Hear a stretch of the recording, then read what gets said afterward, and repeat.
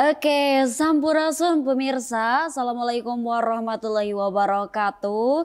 Senang sekali tentunya saya Eka Amalia dapat kembali hadir menemani Anda di program Semangat Pagi. Semangat, semangat, semangat. Iya, pemirsa. Seperti yang telah Anda lihat di layar kaca Anda, tentunya di sini Eka tidak sendirian. Ditemani oleh narasumber kita pada hari ini yang Masya Allah cukup inspiratif sekali. Keren sekali pemirsa, beliau ini seorang aktivis sosial, kemudian penggagas komunitas dari Suara Akar Rumput, konten kreator juga nih ya. Iya. Kemudian emang senang di bidang filsafat, terus politiknya mantep lah pokoknya ya. Jadi bagi para pemirsa yang kepo gitu kan terkait latar belakang beliau, kemudian ingin mencari inspirasi di pagi hari ini gitu kan yang cukup luar biasa, yang membutuhkan semangat tentunya, hadir nih episode kali ini ya. Harus tonton tentunya dari awal sampai akhir ya pemirsa. Langsung saja nih, Assalamualaikum Kang. Waalaikumsalam warahmatullahi wabarakatuh. Gimana kabarnya Kang hari ini? Alhamdulillah sehat luar biasa. Wih. Dan bahagia tentunya. Bisa berkesempatan hadir di suasana dan ruangan yang sangat berkesan ini. Oke, terima kasih sebelumnya Kang. Saya ucapkan. Mantap ya Kang ya. Boleh ya Kang sapa-sapa terlebih dahulu pemirsa Radar TV mungkin atau sesuatu di rumah siapa? Boleh. Oke, ya selamat pagi semuanya. Salam hangat buat kita semua dan juga terkhusus buat para keluarga, rekan-rekan yang pada kesempatan pagi hari ini ikut menyaksikan untuk berbagi cerita, berbagi semangat di pagi yang penuh dengan suasana bahagia ini. Barangkali itu aja Eka. Mantap. Nih Kang, saya melihat di media sosial tentunya, kemudian memang dari teman juga info-info akan seorang konten kreator yang wah, Masya Allah ya. Masya Allah, keren tuh Kang. Itu sebelum ke sana ingin tahu nih latar belakang Akang. Boleh. Soalnya banyak sekali tuh Kang. Pertama konten kreator, iya. Kemudian komunitas juga kan penggagas, iya. Filsafat, aktivis dan lain sebagainya. Itu gimana sih awal mulanya Kang? Oke, jadi ini dari perkenalan dulu kali ya. Iya, gaskan. Perkenalkan nama saya Andrian Abdurrahman. Jadi awal mula terjun ke dunia konten kreator, kemudian juga terjun ke dunia filsafat, politik dan lain sebagainya itu perlu waktu yang sangat-sangat panjang gitu. Step by stepnya itu sangat-sangat luar biasa Kak. Dan saya juga tidak menyangka sampai ada di titik ini. Mungkin bagi sebagian orang 22.000 followers itu hal yang biasa aja gitu ya. Tapi bagi saya yang berangkat dari rakyat murba istilahnya, dari kalangan akar rumput bisa ada di titik ini tuh sungguh pencapaian yang luar biasa. Insya Allah mungkin tahun ini mohon doanya bisa mencapai angka 100.000 followers. Insya Allah. Mohon dukungannya juga dari semuanya. Di-spill ya pemirsa 22.000 nih sekarang. Boleh kasih tahu dong namanya apa? Nama Instagram dan akun TikToknya Andrian_ABD. Nah itu nama Instagram. Ada juga YouTube-nya di Suara Akar Rumput. Itu komunitas yang kebetulan saya dan rekan-rekan saya gagas. Dan juga nama YouTube-nya ya sesuai nama saya Andrian Abdurrahman. Di situ teman-teman akan diajak untuk menonton beberapa tayangan podcast. Kami itu konsepnya podcast juga. Isinya tuh tentang pendidikan, kemudian pengembangan diri dan juga seputar sosial politik. Nah itu Kak. Oke, nih Kang dikenal sebagai konten kreator di komunitas akar rumput ini ya Kang. Kenapa sih dinamakan akar rumput? Kenapa nggak yang lain gitu Kang? Oke, Insya Allah. Ini sebuah pertanyaan yang ditunggu-tunggu. Oke. Nah, jadi Suara Akar Rumput itu adalah representasi dari kalangan masyarakat, mohon maaf ya, masyarakat pedesaan, masyarakat perkampungan yang secara konsep mereka itu kan kesulitan dan kebingungan. Harus kemana nih kita bersuara, harus seperti apa kita bersuara, maka kita hadir, jadi namanya tuh Suara Akar Rumput. Jadi orang-orang yang berangkat dari masyarakat perkampungan, pedesaan, mereka juga berhak untuk mengeluarkan pendapatnya sebagaimana Undang-Undang Kebebasan Berpendapat dalam negara demokrasi. Jadi bersuara itu bukan hanya bagi kalangan elit, bukan betul. hanya bagi kalangan-kalangan pejabat, tapi juga kita yang dari kalangan akar rumput pun berhak untuk bersuara. Bahkan kan suara rakyat itu suara Tuhan. Oke. Nah, dalam demokrasi itu ada istilah seperti itu kan. Wis. Suara rakyat, suara Tuhan, artinya kita itu sebagai rakyat, apalagi rakyat kalangan masyarakat bawah nih ya, akar rumput. Namanya tuh akar rumput tuh kalangan bawah. Nah, itu sangat-sangat berhak untuk bersuara dan juga stabilitas politik, stabilitas negara itu ada di kalangan rakyat bawah tersebut. Makanya ya kalau misalnya kita sebagai kalangan akar rumputnya tidak bersuara ya mau bagaimana stabil negara ini gitu. Oke. Oh, ternyata dari sana ya. Ya, inspirasinya di sana lah. Oh, ini suara akar rumput. Kenapa akar rumput gitu kan? Kenapa tidak akar kelapa ya? Oke. Terus kan titik baliknya itu apa sih? Kenapa sampai ini nih kita fix namakan suara akar rumput gitu, lebih detail ya. Jadi sebenarnya ini terinspirasi dari beberapa program yang kurang lebih sama lah ya. Di YouTube kita kan banyak menyaksikan tuh. Termasuk mungkin salah satunya ini juga nih, Semangat Pagi. Terus juga ada kalau teman-teman tahu ada namanya Malaka Project. Nah, kita tuh awalnya ada kurang lebih 4 orang. Penggagasnya tuh di kedai kopi. Kedai kopi kedai itu. kopi yang sangat-sangat sederhana. Bahkan kedai kopinya sendiri ada di perkampungan. Beda dengan kedai kopi yang dalam tanda kutip kapitalis nih.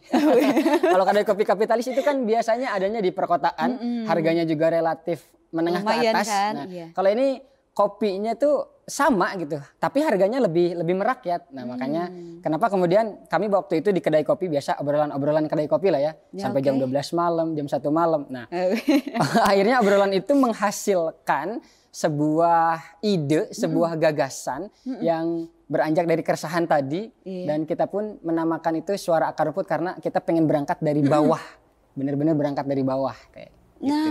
Itu kenapa dinamakan suara akar rumput. Sebenarnya banyak banget nih di kepala kita tuh waktu itu, di kepala teman-teman juga para penggagas lainnya, nama-nama lainnya seperti Hamka Project, misalnya terinspirasi dari Buya Hamka lah, tokoh kita kan. Terus kayak ngobrol, bincang kehidupan, nama-nama lainnya. Dan kita kira itu, wah ini tidak representatif gitu dengan apa yang kemudian lahir sebagai keresahan kita. Akhirnya suara akar rumput adalah nama yang paling menggambarkan keadaan saat ini. Gitu. Oke. Jadi berangkat dari tadi keresahan-keresahan, kemudian obrolan di kedai kopi. Mantap, bisa menghasilkan ya dari obrolan-obrolan gitu. Ya, itulah kalau kita gosip mereka nggak mantap sekali. Siap, mantap nih Kang, mantap sekali. Berarti sekarang timnya sudah berapa banyak nih Kang? Kalau tim intinya ada sekitar 5 orang, tapi rekan-rekan komunitas lainnya sudah lumayan banyak. Karena kita juga punya program yang cukup jadi andalan gitu, namanya Lapak Literasi. Lapak Literasi. Lapak Literasi itu kayak lapak baca lah, pojok baca. Oke. Nah, semua masyarakat tuh kan kita tahu minat baca Indonesia itu sangat rendah. Akhirnya kita menggagas Lapak Literasi tersebut sebagai bentuk kepedulian untuk mencerdaskan kehidupan desa. Lapak Literasi di mana itu, Kang? Itu di depan kantor Kecamatan Gunung Tanjung. Oke. Setiap hari Sabtu, sementara ini frekuensi waktunya 1 bulan sekali. 1 bulan sekali. Di minggu terakhir setiap bulannya dan setiap hari Sabtu. Gitu. Oke. Barangkali teman-teman berkesempatan untuk hadir, kita baca bareng-bareng, kita diskusi bareng-bareng. Ayo. Langsung ya gaskan ke sana di depan kantor Kecamatan Gunung Tanjung, ke sana tuh gaskan. Tapi gimana tuh Kang ketika ada lapak baca itu awal gimana ya respon dari masyarakat gitu kan melihat sekarang baca gitu bisa lah di digital dan lain sebagainya gitu kan. Kalau responnya sendiri karena kebetulan Gunung Tanjung itu daerah yang dalam tanda kutip dimarginalkan. Dimarginalkan itu adalah daerah yang terpencil. Kita tidak punya sesuatu yang bisa dikedepankan. Jadi ketika orang nanya, Kang Andrian dari mana? Dari Gunung Tanjung. Aduh, di mana tuh? Gitu kan. Nah, pasti rekan-rekan yang dari Gunung Tanjung juga pernah merasakan hal yang sama. Akhirnya kita sebutlah, Gunung Tanjung itu dekat Manonjaya, dekat Ciberem, gitu kan Ciberem. Nah, saya berangkat dari situ akhirnya menggagas komunitas akar rumput. Ketika ada lapak literasi itu masyarakat antusiasnya cukup luar biasa karena memang baru pertama kali itu ada di Kecamatan Gunung Tanjung. Jadi Gunung Tanjung itu seperti mati suri dan suara akar rumput itu ingin membangunkan kembali Gunung Tanjung yang sedang mati suri itu. Nah, oke. Terus mendengar juga kan akan sekarang di Gunung Tanjung juga, wow, gitu kan dikembangkan, katanya juga di Bandung. Ya, di Betul. Bandung. Di Bandung sama juga. Kalau di Bandung tuh? kebetulan saya lebih ke mahasiswa biasa aja sih. Oh, oke. Kebetulan mahasiswa di UIN. UIN. Wih, mantap. Lancar ya Kang ya? Iya. Bang Aja juga ini sedang menyusun tugas akhir. Wah. Semoga dilancarkan. Mode masa-masanya nih Kang. Waduh ya, benar-benar. Lagi masa-masa lumayan. Oke. Siap. Keren nih Kang ya. Maksudnya sebagai mahasiswa kemudian kembali lagi ke tempat asalnya untuk membangun ya Kang ya. Dan juga aktivis wow gitu. Aktivis sosial nanti. Karena kalau aktivis biasanya konotasinya mahasiswa-mahasiswa yang bergerak di organisasi-organisasi gitu yang suka demo. Nah, gitu. Masuk juga ke sana. Kalau saya kebetulan enggak. Tidak terafiliasi oleh organisasi apapun. Oke. Jadi di sosial ya. Ya, lebih ke sosial aja. Mantap. Menarik ya pemirsa, ini baru segmen pertama sudah wah gitu kan menggelora sekali kan. Suara-suara akar rumputnya mantap pokoknya ya. Jadi bagi para pemirsa yang masih penasaran dengan inspirasi dari Kang Andrian ini, tetap saksikan program Semangat Pagi ini, oke? Dan kita akan jeda terlebih dahulu. Usai iklan berikut ini tetap bersama kami di program Semangat Pagi. Semangat.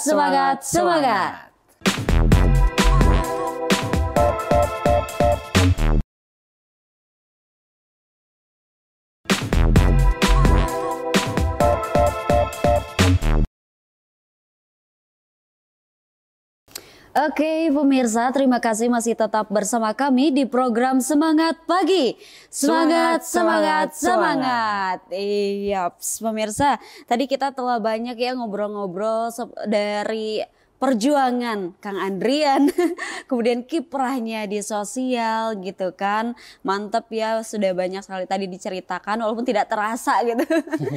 Nah kita masuk ke segmen kedua, ini berbeda dari tadi ya, tadi makan lebih ke perjuangan awalnya mungkin ya Kang ya. Kita selanjutnya ke yang kedua Kang nih, segmen kedua ya. Akang itu kan alumni dari sekolah apa Kang? Dari Jakarta ya gitu ya? Di Jakarta tuh Tahfidz Leadership sama Academy Trainer. Mantap ya pemirsa deh. Akang itu dari berarti otomatis kepemimpinannya juga tidak diragukan lah. Insya Allah. Tidak diragukan ya, karena sudah digecek gitu kan di sana. Tersertifikasi lah. Sudah tersertifikasi di sana ya Kang. Oke. Bisa diceritakan Kang, ketika di sana gimana dan sampai saat ini hasilnya mungkin ya gimana tuh? Siap. Nah, jadi sebenarnya kalau diceritakan setiap part dari kehidupan gitu ya, fase demi fasenya, yang paling berkesan bagi saya adalah ketika di Jakarta. Ya. Nah, okay. Jadi kalau teman-teman yang sudah punya buku pertama saya, jadi saya sudah nulis juga. Nah, ada judulnya tuh Aku, Ibu dan Islam. Nah, di situ menceritakan perjalanan hidup lebih ke autobiografi lah teh. Autobiografi itu ya kisah perjalanan hidup saya. Ada satu subjudul namanya tuh Di Bawah Langit Ibu Kota. Nah, itu adalah fase kehidupan saya ketika sampai di Jakarta. Nah, jadi awalnya gini. Nah, ini cerita sedikit ya. Gas kan. Banyak juga nggak apa-apa kayaknya. Nah, pertamanya itu kan saya dapat keinginan untuk menjadi penghafal Al-Quran. Nah, dulu tuh benar-benar bersikukuh gitu untuk jadi hafiz Quran. Nah, tapi saya waktu itu kebetulan sedang kuliah di STAI Tasikmalaya, yang sekarang tuh ya IT. Cilolohan, di Cilolohan. Nah, saya kuliah di Cilolohan di STAI, sekarang ya IT. Terus ngebet nih karena ngerasa bahwa lingkungan kayaknya kurang mendukung untuk menghafal Al-Quran bagi saya. Bukan instansinya yang salah kayaknya gitu ya, tapi lingkungan luarnya dan saya pribadinya yang waktu itu memang belum benar-benar matang.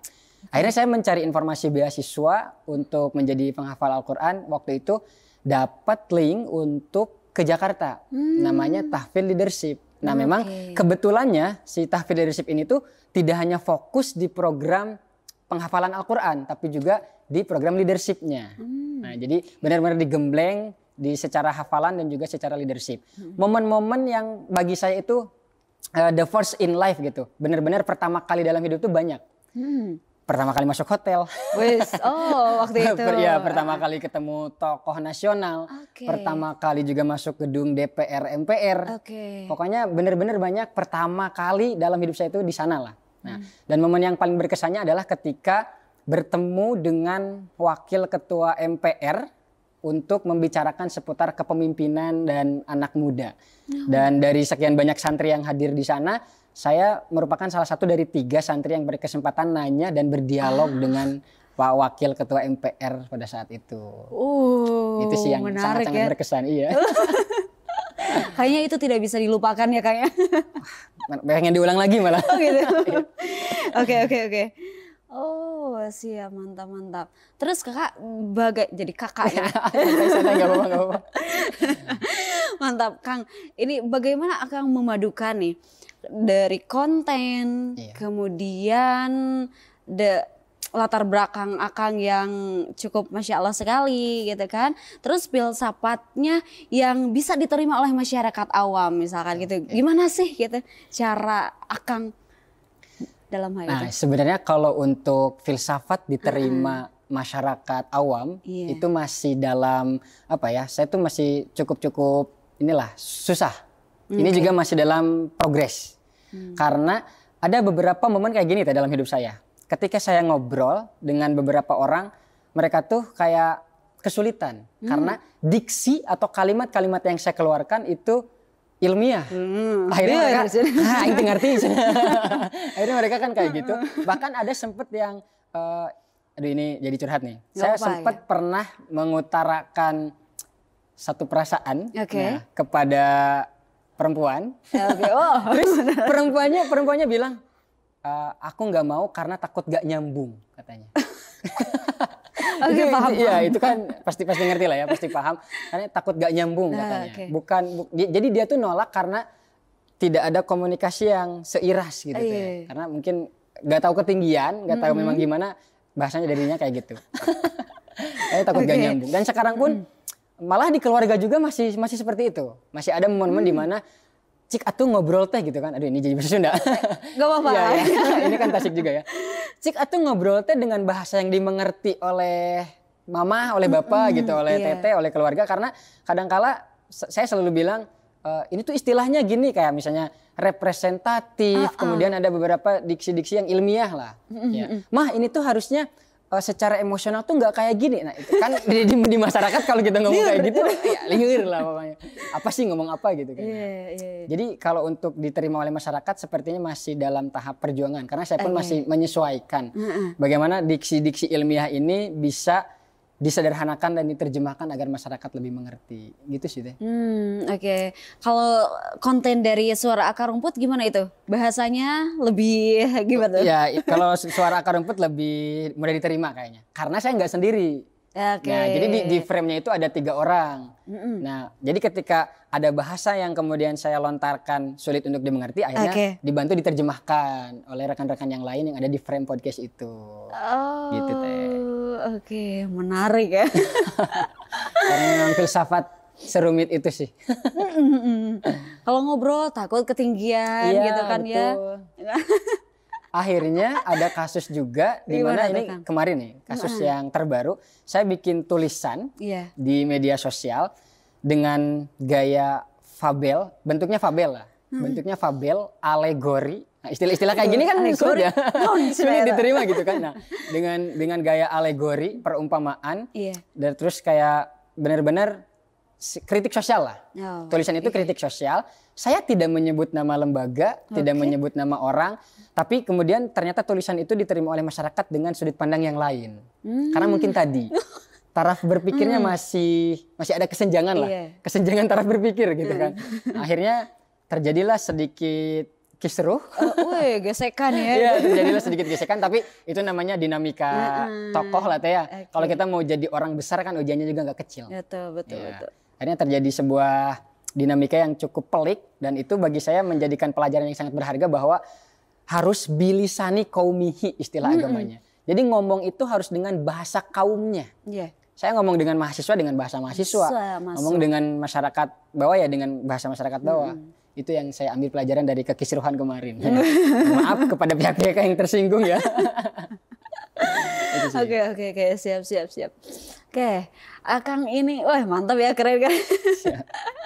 Dari berbagai bidang yang digeluti gitu kan, mantap nih. Menurut Akang, kepada para anak muda nih, sebagai apa ya, tokoh di aktivis sosial tentunya ya, apa yang ingin Akang sampaikan kepada mereka?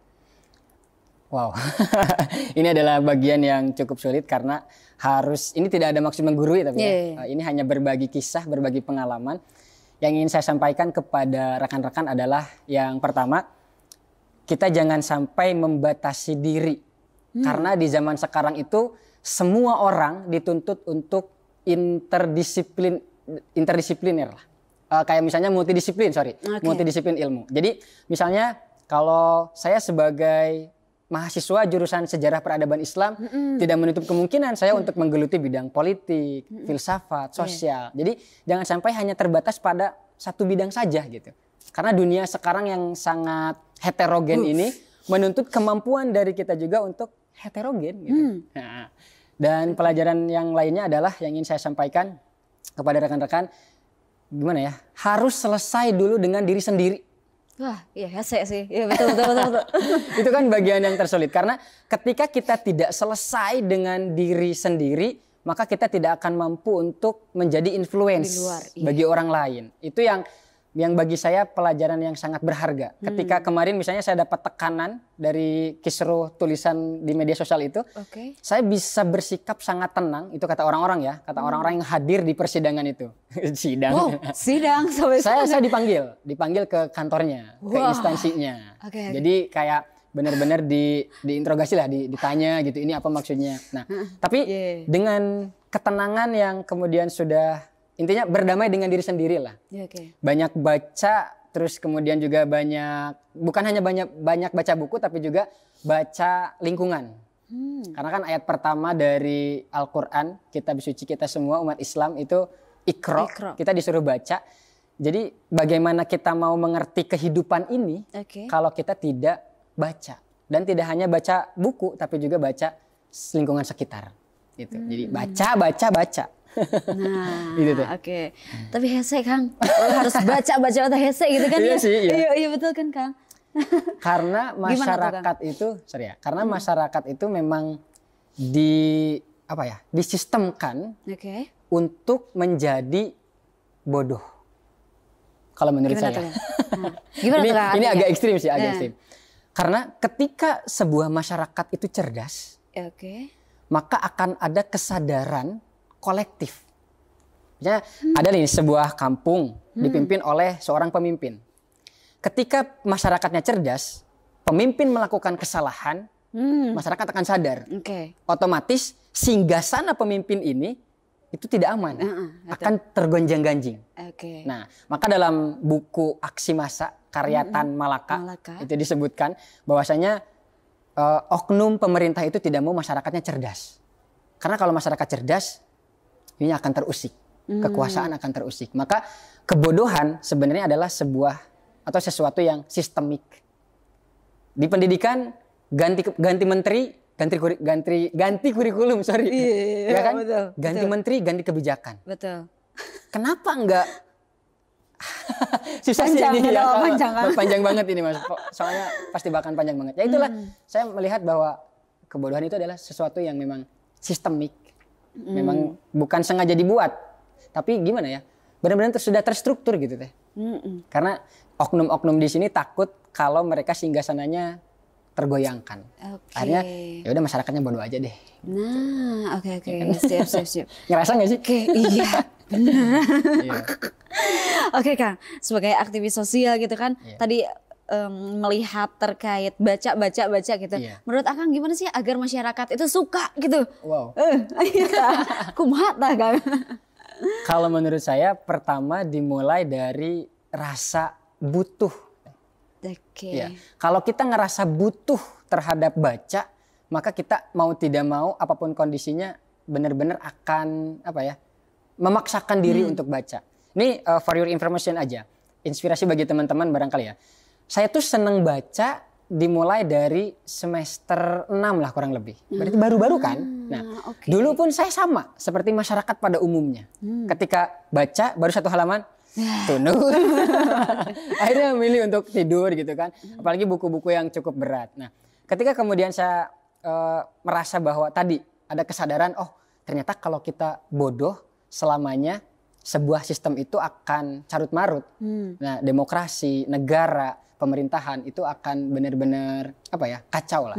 Akhirnya saya memiliki kesadaran, ya udah sebelum saya menyadarkan banyak orang untuk baca, saya menyadarkan diri sendiri dulu. Akhirnya sekarang ada di titik di mana ketika orang mengingatkan kepada saya tentang barang-barang yang ketinggalan nih.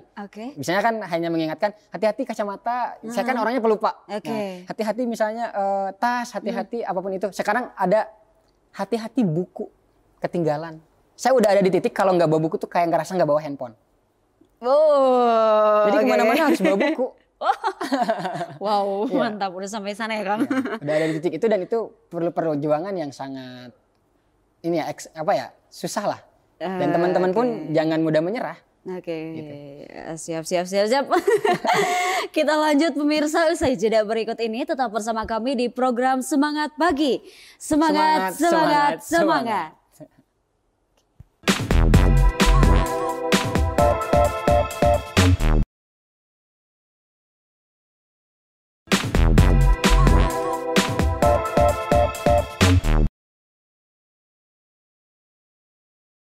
Oke pemirsa, terima kasih masih tetap bersama kami di program Semangat Pagi. Semangat. Oke, gokil ya pemirsa episode kali ini. Inspiratif sekali tentunya, mantap. Ini segmen terakhir nih Kang. Siap. Bakal gak kerasa lagi di 10 menit. Benar.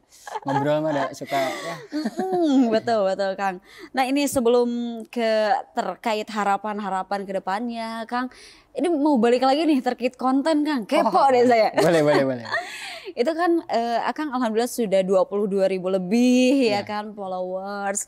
Terus itu gimana sih cara konsisten gitu upload di sana? Secara Kang maksudnya Akang di luar juga punya kesibukan yang alhamdulillah banget gitu Kang. Gimana tuh Kang? Kalau konsisten untuk konten itu adalah bagaimana orientasi awal gitu ya. Tujuan awalnya tuh kita ngonten sebenarnya untuk apa? Nah, kebanyakan orang ngonten itu tujuannya untuk FYP. Itu memang salah satu tujuan juga. Okay. Cuma yang jadi tujuan paling awal tuh bagi saya bukan itu. Tapi saya ngonten adalah untuk melatih kekonsistenan diri. Jadi kan dimulai dengan komitmen. Kemudian diikat oleh konsisten. Jadi ketika saya misalnya berkomitmen terhadap diri sendiri, saya mau belajar untuk istiqomah dalam hal apapun itu.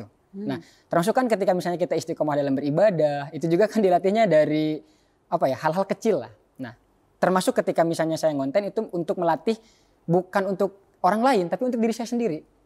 Jadi ketika saya tidak ngonten, ada sesuatu yang ngerasa kurang gitu. Aduh, saya hari ini belum ngonten nih. Gitu. Nah, jadi ada sesuatu yang kurang. Nah, kemudian ketika nantinya FYP atau tidak, itu bukan tujuan utama. Jujur, malah sampai sekarang saya selalu bilang ke kakak saya, ke manajer saya, ke orang-orang sekitar saya, Kang, jika nama orang teh can siap jadi influencer, gitu kan. Karena masih ada di tahap seperti shock teh, kaget gitu. Ketika misalnya ada endorse masuk nih, nah ada endorse masuk, saya bingung harus ngapain. Akhirnya saya konsultasi ke kakak saya yang lebih paham, ke manajer saya, dan saya selalu bilang bercandaannya ya, sepertinya saya memang belum siap untuk jadi influencer gitu, karena memang nggak sengaja. Tadi tujuan awal saya ngonten memang bukan untuk keterkenalan, bukan untuk FYP, adapun itu ya biarkan menjadi bonus gitu. Pas saya lihat konten yang saya itu kan naik follower pesat itu ketika kontennya tuh lagi ngajar. Nah, jadi branding saya, personal branding saya di media sosial itu adalah guru. Nah, jadi guru dan dosen lah mereka. Jadi netizen itu taunya ke saya tuh guru dan dosen. Nah, karena kontennya waktu itu memang nanti teman-teman bisa lihat lah ya di Andian Ansikut ABD. Itu tuh konten-konten tentang ngajar. Pas nyampe angka 1,4 juta views, itu saya, aduh, FYP nih. Nah, Tapi itu kembali kepada diri saya sebagai momentum untuk lebih meningkatkan kapasitas diri. Karena ketika banyak pengikut, otomatis amanah yang kita pikul pun lebih tinggi lagi kuantitasnya. Ketika kuantitas lebih tinggi, otomatis kapabilitas dan kemampuan kita juga harus lebih tinggi lagi. Akhirnya saya memacu diri saya untuk menyeimbangkan. Oh gitu. Jadi niat awal lah. FVV mah bonus kayak deui eta. Iya. Oke. Harus dicoba ya itu ya. Iya, coba aja. Just do it. Lakukan aja dulu. Oke, siap Kang. Nah Kang, di luar sana mungkin tidak sedikit juga para anak muda yang kebingungan nih langkah ke depannya seperti apa gitu kan ya. Terus dengan kondisi media sosial udah scroll dan lain-lain gitu Kang ya. Dan Akang sebagai aktivis sosial yang harus gini. Nah, langkah apa yang harusnya dilakukan oleh anak-anak muda tersebut? Memiliki tujuan. Itu langkah yang paling awal, langkah yang paling kecil. Karena kalau hidup tidak punya tujuan, ya nggak bakalan terarah. Ya, misalnya nih, Teh Eka tuh mau ke Plaza Asia lah ya. Jadi nyebut brand. Misalnya mau ke sebuah mall gitu ya kan. Nah, mau main ke sana, otomatis karena udah punya tujuan, jalan pun jadi terarah. Iya. Ya kan? Bisa jalan A, misalnya jalan B, yang penting punya tujuan. Nah, ketika tidak punya tujuan nih, gabut mau jalan-jalan, bebas kan mau kemana aja. Yang akhirnya tidak terarah karena tidak punya tujuan. Begitupun dalam hidup, ketika manusia tidak memiliki orientasi atau tujuan, maka hidupnya akan kemana dahek, cek orang Sunda mah. Akan kemana aja. Beda dengan yang punya tujuan. Misal, tujuan saya adalah ingin menjadi teknokrat. Teknokrat itu adalah akademisi yang bekerja di bidang pemerintahan. Nah, ketika misalnya saya punya tujuan ingin menjadi seorang teknokrat, otomatis jalan yang saya tempuh adalah harus mencapai tujuan ini. Banyak baca buku, banyak juga misalnya nonton video-video edukasi, banyak juga berinteraksi dengan masyarakat sosial, dengan masyarakat sekitar. Akhirnya tujuan ini akan tercapai. Nah, kenapa kebanyakan anak muda scroll terus? Gak punya tujuan. Coba tanya mereka yang scroll, tujuan hidupnya apa? Ini nanya balik deh ke Eka. Eka, tujuan hidupnya? Ada? Ibadah, silakan ada yang gitu kan. Lu kasih itu terlalu maksudnya terlalu general gitu. Nah, kalau dalam rumusnya for on, itu kan ada for on dari Pak Jamil Az-Zaini, motivator nomor 3 di Indonesia. Gimana tuh Kang? Nah, for on itu ada vision, kemudian collaboration, ada juga passion dan action. Dimulai dari vision, tujuan. Ada tujuan dunia, ada tujuan akhirat. Betul. Nah, bahkan ya ketika tujuan akhirat pun tidak spesifik. Misalnya tadi Teh Eka bilang, ini kebanyakan orang ya. Tujuan saya pengen ibadah. Nah, ibadah yang seperti apa? Nah, kalau saya, ini contoh aja, Mungkin nanti teman-teman bisa ditulis juga di buku ya, di rumah. Tujuan akhiratnya ingin masuk surga, bertetangga dengan Nabi Muhammad.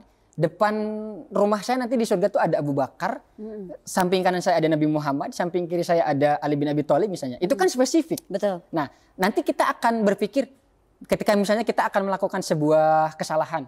Masa mau bertetangga dengan Nabi Muhammad hidupnya kayak gini? Nah, atau saya ingin berpelukan dengan tokoh idolanya lah dalam Islam siapa misalnya. Saya ingin berpelukan dengan Muhammad Al-Fatih di surga nanti. Nah, itu kan spesifik ya. Jadi pasti bakalan terarah hidupnya. Begitupun dunia. Ketika misalnya pengen jadi guru bahasa Indonesia di lembaga A misalnya. Sebutkan secara spesifik. Pengen jadi PNS misalnya atau ASN, sebutkan. Agar tujuan kita benar-benar terarah. Hidup kita benar-benar terarah karena punya tujuan. Gitu. Jadi ulah ngambang gitu ya, ulah secara general. Jadi harus detail gitu kan. Tuliskan. Bisa juga kita tuliskan target-target. Minggu ini berarti harus ini, hari ini harus ini gitu ya, seperti itu ya Kang ya. Oke, siap. Mantap ya Kang ya. Gitu ya kurang lebihnya. Oke. Terus Kang, kalau sekarang nih ada anak-anak muda yang nonton Akang kan gitu. Apa kalimat yang ingin disampaikan kepada mereka? Anak muda lagi nih ya. Iya, tentu. Kesuksesan terbesar adalah ketika kamu berhasil mengalahkan diri sendiri. Itu paling. Sangat-sangat ini ya filosofis. Singkat, padat, tapi bermakna. Dalam maknanya dalam. Karena banyak orang yang ingin menggapai kesuksesan tapi tidak selesai dengan dirinya sendiri. Ini kayaknya harus ada segmen khusus deh nanti. Maksudnya ada talk show khusus untuk ngebahas pengembangan diri gitu kan. Biar diundang lagi sih. Enggak. Nah, jadi saya tuh sering ngisi seminar-seminar ke kampus-kampus, ke sekolah-sekolah. Di seminar itu saya selalu mengatakan kepada mereka, langkah yang harus pertama kali lakukan adalah tadi berdamai dengan diri sendiri. Selesai dengan diri sendiri. Coba deh rasain nanti ketika ada istilahnya tuh stoikisme kalau dalam filsafat. Nah, pernah baca kan ya bukunya? Dalam buku filosofi teras. Stoikisme itu adalah bagaimana kemudian kita mengetahui apa yang kemudian menjadi out our control dan in our control. Apa yang menjadi dalam kendali kita, apa yang ada di luar kendali kita. Misalnya, banyak orang yang hidupnya capek karena ngurusin respon orang lain. Padahal itu di luar kendali kita. Misalnya ketika saya ngonten, orang-orang ngomong, ini minimal cukur dulu lah kumisnya misalnya body shaming kan. Ini mah nggak kayak gini deh harusnya gitu. Mereka menjudge, mereka ngebully. Terus bagi saya, ya udah biarin. Itu mah di luar kendali diri saya. Nah, apa yang ada dalam diri kendali saya adalah respon. Saya menyikapi orang-orang yang membuli, menyikapi orang-orang yang hate comment. Nah itu ada dalam kendali diri saya. Berarti itu yang harus dimaksimalkan. So fokuslah dalam diri sendiri, jangan sampai kemudian kita fokus terhadap distraksi-distraksi yang akan menyebabkan kita keluar dari tujuan hidup kita. Kalau mimpi terbesar Kang Andrian ini apa? Waduh. Ini terbesar ya. Mimpi terbesar saya adalah menjadi tokoh skala nasional dan bisa bermanfaat bagi masyarakat sekitar. Khususnya adalah lingkungan-lingkungan saya teh. Karena di titik sekarang saya melihat untuk bangun jalan pun sulit. Untuk bangun masjid pun bahkan masih sulit. Ada sarana-sarana umum yang itu bagi saya sangat-sangat menyentuh. Akhirnya saya berkeinginan, jigana orang kudu beunghar gitu. Maksudnya karena dalam filsafat itu ada yang dinamakan egois dan altruis. Nah, egois itu adalah mereka yang selalu mementingkan kepentingan diri sendiri. Dan altruis itu adalah orang yang mementingkan kepentingan orang lain. Nah, saya merasa jiwa altruisnya tuh gede banget ya. Akhirnya ketika melihat masyarakat yang nggak bisa sekolah, misalnya masyarakat yang kemudian jalannya sangat-sangat tidak layak untuk menjadi fasilitas umum, bangun masjid pun sulit, saya berkeinginan untuk menjadi tokoh skala nasional, baik itu teknokrat, baik itu dosen, akademisi, apapun itu. Yang pasti skala nasional, ketika saya dikenal oleh banyak orang, otomatis inspirasi yang saya sebarkan pun akan lebih luas. Nah, akhirnya saya bisa bermanfaat nih kepada apa yang kemudian Tuhan titipkan kepada saya berupa rezeki nantinya, berupa materi, bisa saya sebarkan. Kurang lebih seperti Gubernur Jawa Barat yang sekarang.